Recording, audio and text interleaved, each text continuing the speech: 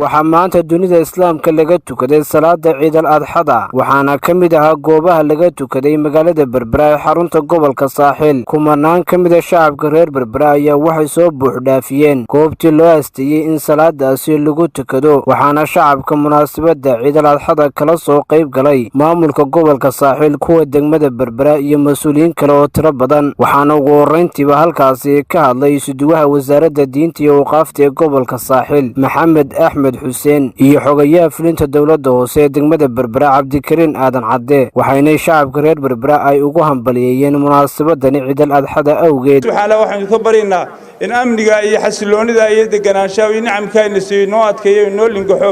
ilaahay subxaanahu wa ta'aala waxaan ka barinaynaa ciidamadeena fanni kasto ay leeyihiin inay ciideeda iyaga iyo xaasaskooda ilaahay subxaanahu wa ta'aala intooda u barakeeyo eheladooda iyo awlaadda iyo usrada iyo carruurahana ilaahay u barakeeyo marka ugu horeysa waxaan hambalyo u diraynaa madaxweynaha jamhuuriyadda Soomaaliland marwooyinkiisa madaxweynaha ku-xigeenka golayaasha qaranka ciidamada qalabka sida ee jamhuuriyadda Soomaaliland ee kala duwan dadweynaha reer Soomaaliland bulshada reer berbera iyo reer saaxil waxaan leenahay ku ciida caafimaadsan ilaahay nabadgelyo haynaga dhigo qodobka labaadna waa qodobka markasta aan ku celino markay ciidaha iyo maalmaha farxadaha tahay magaalada berbera waa magaalo dalxiis aad iyo aad baa loo yimaada badda dadka imanayna ma yaqaanaan dabaash maamulka gobolka iyo degmada oo isku duuban dhammaan ciidamada bilayska iyo wasaaradda caafimaadku diyaar bay u yihiin itaalkooda inta awalba qaban jireen in ka badan bay inay qabtaan maayirka degmada berbera cabdishakuur maxamuud xasan ciidin iyo barasaabka gobolka saaxil axmed maxamed xaashi iyaguna halkaasi ka hadlay ayaa waxay fariimo kala duwan ay u direen dadka u soo dalxiis tagaya xeebaha magaalada berbera sidoo kale waxay ka hadleen halka ay marayso nabadaynta laba beelood oo dhowaan diro colaadeed ay ku dhex martay deegaanka beenye macaan ee bariga gobolka saaxil maanta waxa weeyaan inaynu isku celcelino xuska ilaahay subxaanahu wa ta'aala iyo xamdigiisa dadka inoo imanaya inagana waajibaadkeena saana waxa weeye wixii asluubta iyo anshaxa islaamnimada ka baxsan inaynu waxaan nahay dad muslimiina inaynaan raalli ka noqonin ee sida ugu wanaagsan aan uga qayb qaadano inaynu u toosino walaalaheena inoo imanaya u sheegno halkaad ka timi waa guri muslina halkaad timina waa guri muslina baddu maaha inaad isqaawisid marka waxaan leeyahay dadka reer berbera ha soo dhoweeyaan dadka waxay ku ammaananahay oo ilaahay subxaana wa tacaala inoo sakhiray nabadgelyada ha la ilaaliyo nabadgelyada ha la ilaaliyo waa nolosheenna weeye wakhtiyo badan inaan halkan taagnayn iyadoo ay abaara tahay iyadoo ay dadkeennu hawl iyo dhibaato haysato ayaynu halka ilaahay ka qeyleyna ilaahay ka baryaynay halkan waa inay ilaahay uga mahad celinaa subxaana wa tacaala iyadoo ay xagaa tahay oo ay dabeelihii dhacayaan ayay raxmaddiina inoo da'aysaa dadka reer Soomaaliland oo ugu horeeyo madaxweynaheena jamhuuriyadda Soomaaliland golayaasha qaranka dhammaan shacabweynaha reer Soomaaliland ummadda muslimiinta meel kale ay joogaan meel kasta oo ay joogaan dhammaanba waxaan leeyahay ciid wanaagsan naguna ciida oo aan nabadgelyada meeshii aanu tagnay aan idiin sheego waxa weeyaan runtii meel fiican baanu kaga nimid arrimihii halkaa yaallay waanu soo dhammaynay dadkii walaalaha ahaa gacmaha la isku saaray arrimahoodu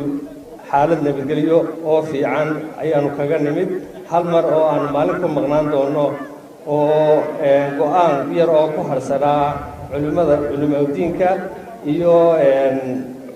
caaqilada iyo salaadiintii nala shaqaynayay oo aan runtii aad ugu mahad celinayo ayaanu hal maalin u noqon doonaa taa warkeedu waa taas dadka gobolka inoo degan dhammaantood inaan ku dardaaro inay nabadgelyada inoo adkeeyaan oo aynu xukuumaddeennana la shaqayno oo ay had iyo jeer wixii ay dareemaan ee lidda ku ah nabadgelyada ay soo sheegaan oonu ka wada shaqayno iminka markaynu eegno dhammaan Soomaaliland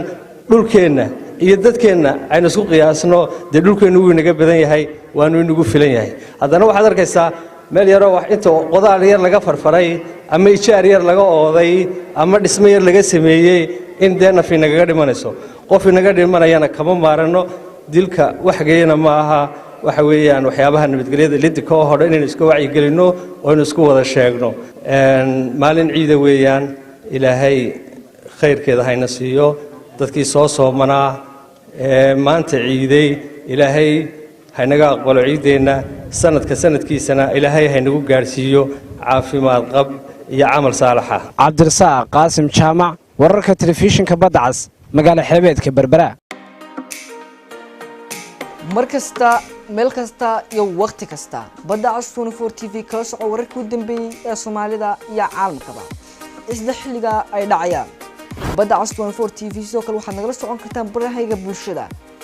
sida Facebook YouTube iyo sidoo kale Twitter si aad u noqoto qofka ugu horeeya ee daawada muuqaaladeeda aan soo galno fadlan subscribe saar gambalaalka riiq barteeda YouTube sidoo kale like iyo follow ku dhufo barteeda aan ku leenahay page-ka badda cas 24 TV waa weelka waxa aad tabayso